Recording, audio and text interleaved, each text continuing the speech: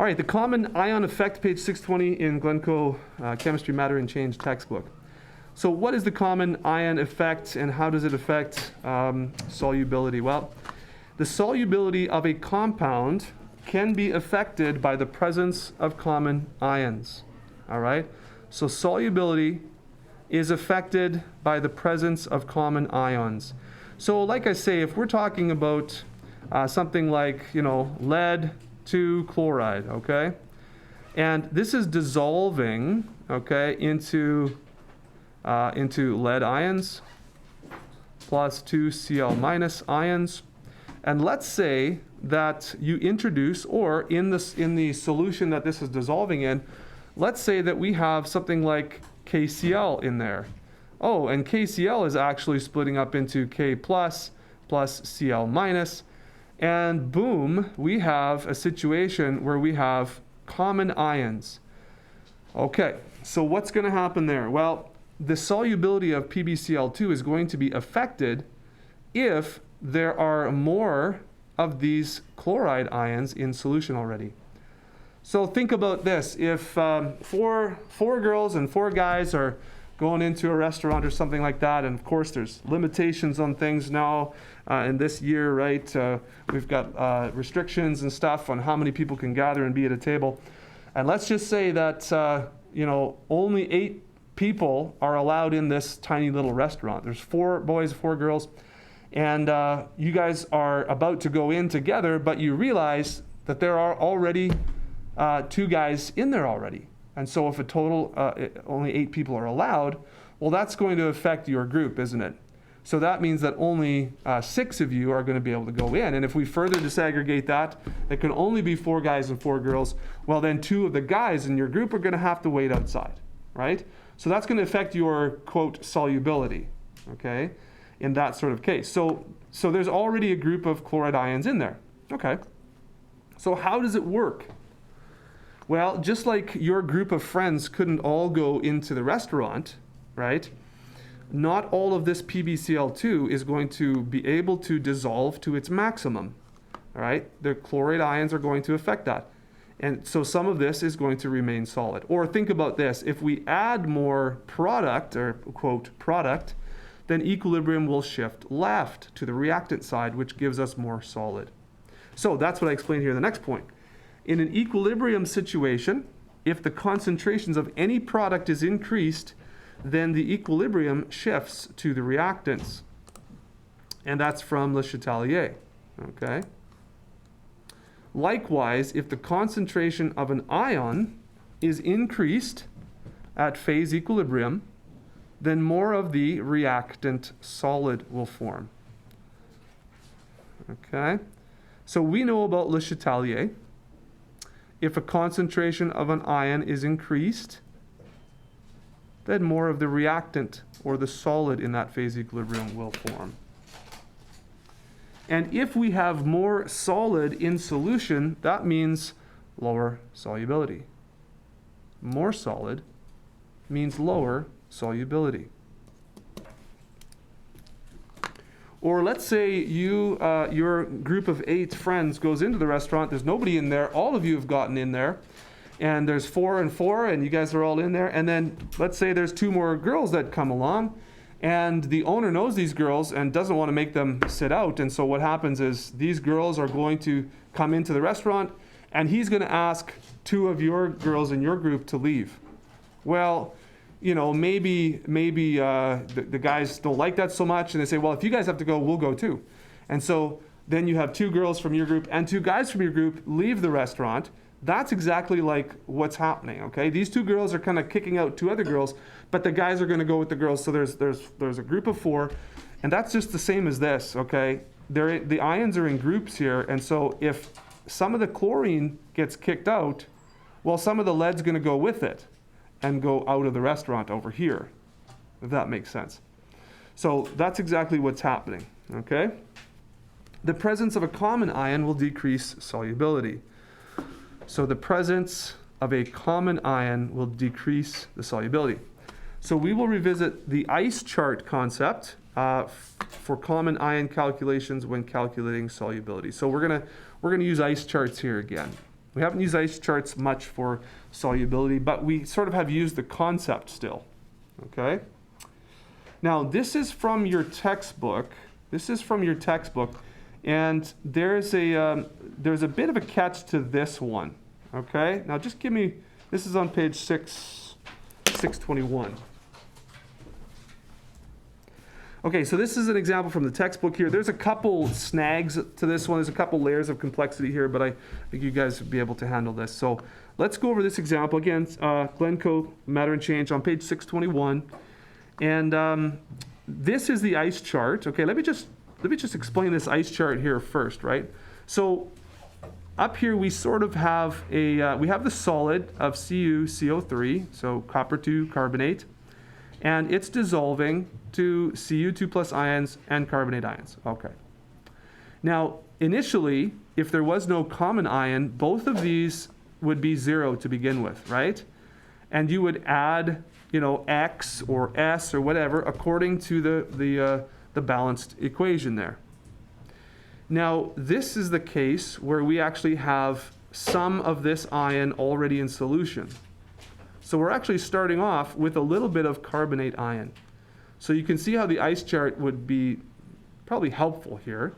We start off with 0.1, and then as this dissolves, and it doesn't dissolve very well, the KSP is pretty low, so we get very small amounts of ions actually in solution. But from 0 copper 2 plus ions, we get plus X or S, they use here in the textbook. And then of carbonate ions, we also have from this solid S created as well, okay? Now the final equilibrium looks like this though. There's the common ion value, okay? The common ion value. Now, what would we do here? So over here on the left is what you would know to do, and it basically, we are setting up a KEQ in quotes, which is a KSP, right? And the KSP would be the product of, the concentration of these two ions. And you see that right here. The product of the concentration of the ions equals our KSP value. This is the KSP value for copper 2 carbonate. And so what we would do is we would multiply S and 0.1 plus S to equal this, and we would solve for S. Now, those of you that aren't math savvy, this is a quadratic equation that you can make. So it would be S squared plus 0.1 S minus 2.5 times 10 to the negative 10. So this is equals 0. This is the quadratic equation that you would get, okay? And of course, there's a very fun and famous song, the quadratic formula song, x equals negative b plus or minus root b squared minus 4ac all over 2a. And so you would use that to find out what your solutions would be. And with any quadratic, you should remember that you may get 2 possible answers mathematically. But of course, we reject the answer that is not reasonable. And so if you have a negative value here in this, you would reject that negative value. Okay, so that's how you'd use an ice chart. Now, the second layer of this actually will be good for you, but some students really scratch their head with this. And to tell you the truth, it does seem a bit fishy. I will admit, it seems a bit fishy. But just bear with me and let me explain to you how you can actually simplify this when we're talking about a solid that has a very low solubility. All right? So notice, please, that this S right here, because this KSP is very small, you understand that not much of this solid is going to dissolve. So this S is going to be super duper small, right? And again, the product is times 10 to the negative 10, so the square root of that is going to be 10 to the negative 5 something, right? 10 to the negative 5. Very small. Now, 0.1, that's 10 to the negative 1. That's very much larger than this small amount that would actually dissolve off, okay? And so when you get to this point, first of all, your KSP is very low, and you have a common ion situation. You can actually simplify the situation greatly by doing this one little thing. And it seems counterintuitive, I understand, but you can do this. So if this S value right here, as we stated, would be much smaller than the concentration of the ion present in the solution, that means that 0.10 plus a very, very small amount is approximately equal to just this larger value, 0.1. So it's like if you have $1,000 and you add 10 cents, what do you have? Technically, $1,000.10. But if you're telling a friend, you're just going to say, I got $1,000. But didn't somebody give you some money? Yeah, but I mean, it's virtually nothing. I still have just $1,000. It's not like a big deal, right? That's exactly what's happening here. You got $1,000 and someone gives you 10 cents. You can say, I just got $1,000. So watch down here. Let me zoom in again. You can make the math simpler by bypassing the quadratic equation, which is probably pretty exciting. So instead of 0.1 plus s, you can just treat this as 0.1. Now you still do have to keep the s because the s is still important. It's all by itself here though. It's not being swallowed up by this large value here. So you're going to drop this little plus s because it's virtually insignificant. Now we are making a little bit of a concession here, right? We're rounding this a little bit, but we're talking about 0.1 versus 0.00001, let's say, okay? Very, very, very small. So if you follow this through and you do this, it's quite a bit simpler here, then you get an s value that when rounded to 2 sig figs is exactly the same as if you put yourself through the horrible torture of the quadratic formula.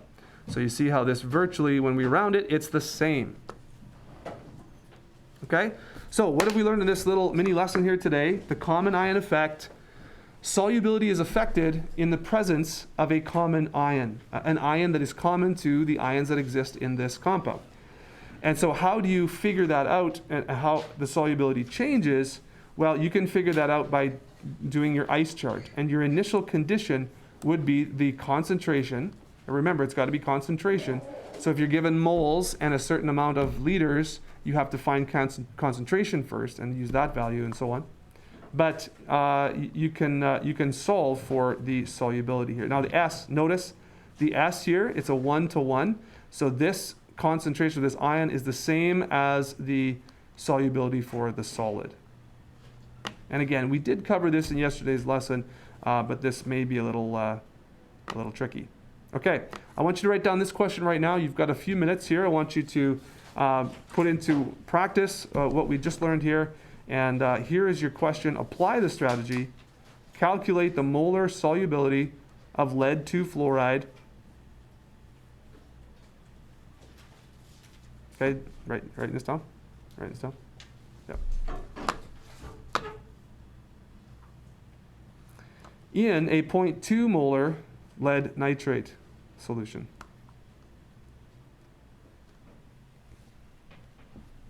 And I'll reveal the answer tomorrow when you have a chance to tackle that.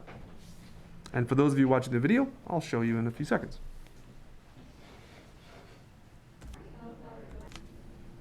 All right, and here we are for those of you that have given this question a go here. So again, it's calculate the molar solubility of lead 2 fluoride. So here's lead 2 fluoride in a 0.2 molar solution of lead nitrate.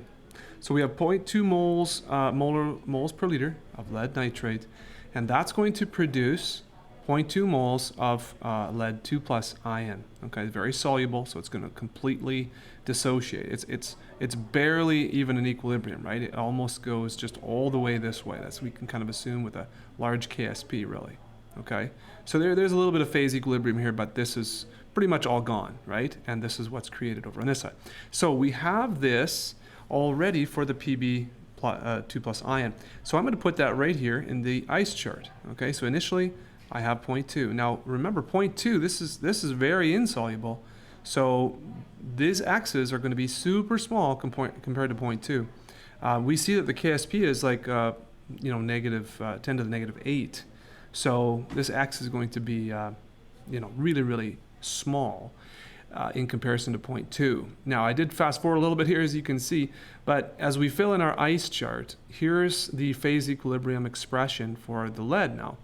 And remember, because the x is incredibly small, we can just drop it. So it's not here. Notice there's no plus x here. And that makes our math quite a bit simpler, and it doesn't really sacrifice much because we have a small number of sig figs anyways. So you put 0.2 in here for your lead, and you can get rid of this really, right? That's what we've done. And put your 2x there, square it, and x comes out to about 2.03. Now, if we're using proper sig figs here, this is going to be just 2.0, right? 2.0 times 10 to the negative 4. Okay. So that's the solubility because x, okay, remember, we've got 2x for F, we've got 1x for PB, we've got 1x over here. It's a 1 to 1 ratio with PB. So if PB is just x, so is PBF2. And this is the solubility. So that's the number you should get. Now, I did do a second round here when there's no common ion. So compared to no common ion, what do we have? Well, here's our KSP expression, okay? And instead of 0.2 here, I just put an x.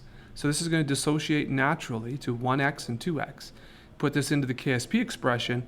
Now my x is 2.0 times 10 to the negative 3.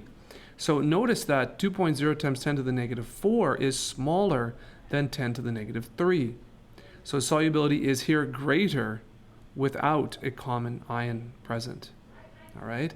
So with that common ion, not as much of this PBF2 is allowed to dissociate and kind of fill up the solution because there's already a whole bunch of ions there. It's going to inhibit this full dissolving of PBF2. Okay, so that's the answer to that challenge question, and that's your lesson on common ion effect.